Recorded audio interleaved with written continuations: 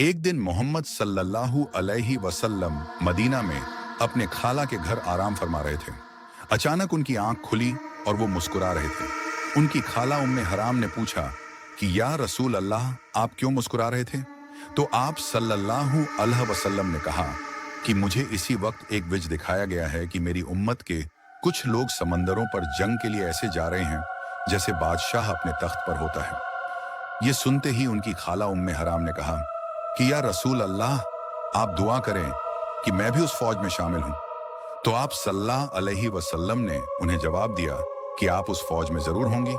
रसूलुल्लाह सल्लल्लाहु अलैहि वसल्लम के बाद मुसलमान हजरत उमर के दौर में दुनिया की सबसे बड़ी सुपर पावर बन चुके थे और मुसलमानों की फौज ईस्ट वेस्ट हर तरफ फैल चुकी थी। लेकिन अब भी मुसलमानों की एक बहुत बड़ी कमजोरी थी।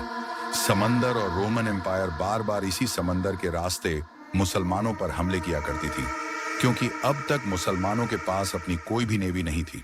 इसीलिए हजरत उमर के जमाने में उनके एक गवर्नर हजरत मुआविया रज़ियल्लाहु अन्हु ने उनकी तरफ एक लेटर भेजा कि अब वक्त आ चुका है कि मुसलमान भी अपनी पावरफुल नेवी बन गए।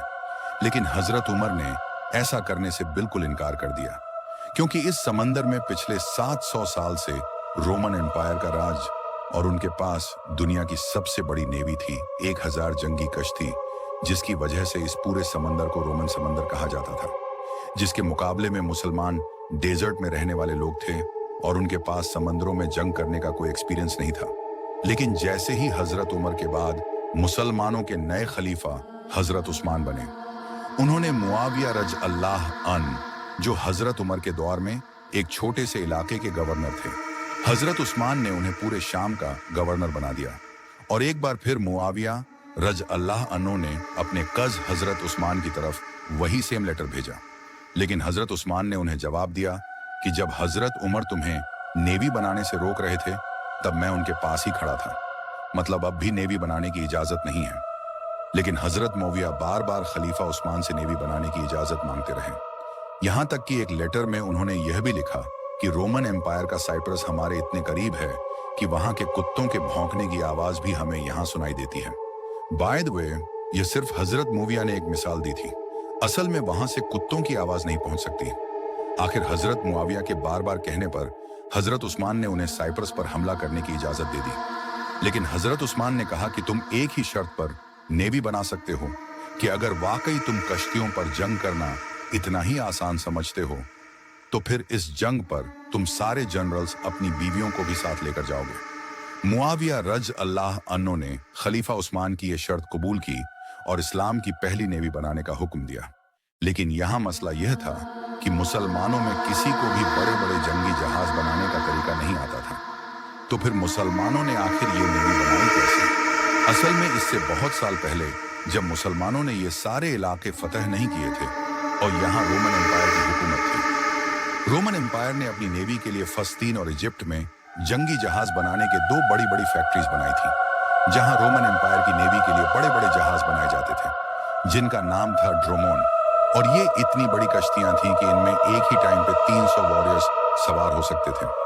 लेकिन जब मुसलमानों ने रोमन एम्पायर से ये सारे इलाके फतह, कश्तियां बनाने की ये 2 फैक्ट्रीज भी मुसलमानों के हाथ आए, जो पहले तो मुसलमानों के किसी काम के नहीं थे। लेकिन अब खलीफा उस्मान के ऑर्डर्स पर इन फैक्ट्रीज को दोबारा खोला गया और मुआविया रज़ियल्लाहु अन्हु ने क्रिश्चियन इंजीनियर्स को अपने पास बुलाया कि अब रोमन एम्पायर के लिए नहीं बल्कि हमारे लिए समंदरी जहाज बना। और इस तरह इस्लाम की पहली नेवी तैयार होने लगी। जैसे ही कुछ कश्तियां तैयार हुई तो खलीफा उस्मान के ऑर्डर्स के मुताबिक हजरत मुआविया और उनके जनरल्स अपनी बीवियों को साथ लेकर साइप्रस फतह करने के लिए रवाना हुए। अब यहाँ एक बहुत ही इंटरेस्टिंग बात यह थी, हजरत मुआविया के जनरल्स में से एक की बीवी का नाम था उम्मे हराम रज़ियल्लाहु अन्हा। ये वही उम्मे हराम थी जिन्होंने आप सल्लल्लाहु अलैहि वसल्लम से कहा था कि या रसूल अल्लाह, आप दुआ करें कि मैं भी उस फौज में शामिल हूँ। तो आप सल्लल्लाहु अलैहि वसल्लम ने उन्हें जवाब दिया कि आप उस फौज में जरूर होंगे। जैसे ही मुसलमानों की फौज साइप्रस पहुंची, साइप्रस के सारे लोगों ने मुसलमानों के सामने सरेंडर कर दिया। यह इस्लाम की नेवी की सबसे पहली फतह थी। लेकिन जैसे ही मुसलमान यहाँ पहुंचे, उम्मे हराम अपने घोड़े से गिरकर शहीद हो गए और यही साइप्रस में आज तक उनकी कब्र है जिन्हें